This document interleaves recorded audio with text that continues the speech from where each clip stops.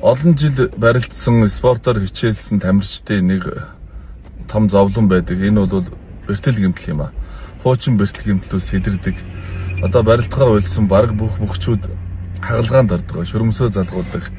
Миний хувьд би өвдгөнийхээ жагтан холбоосыг холбуулж шүрмсөө залгуулсан. Месасалд орлоо. Жил боллоо. Өвдөд болдоггүй, сайн идэгсэнгүй. Өвддөг байсан чинь нэмээд доголдог боллоо. Тэгээд би бас олон эмчилгээ хайлаа, олон эм хайлаа явсаар байгаад би GL point joint гэдэг энэ эмийг олж авлаа. Тэгээ энийг уугаад нөгөө үе мөчийн шажигнахаа дуурхаа болоод өвдөх нь гайгүй болоод энэ өвдгөнөөс гадна ахаад энэ мөр энэ гэмтлүүд маань өвдөхөө болж байна. Их сайхан байна.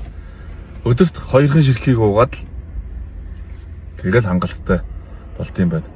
Энийг уухгүй 7 хонохоор ахаад эргээд өвдөд эхэлж шүү. Тэгээд би үеийнхээ одоо тамирчдад, ахмад тамирчдад бол өөрийнхөө зүгээс энэ GL point энийг л хэлж байна. Санал болгож байна. Энийг л авч хэрэглэх хэрэгтэй. GL joint энэ бэлтгэлийг оруулж ирсэн ачтай буянтай хүмүүст бас баярлалаа гэж хэлмээр байна. Баярлалаа.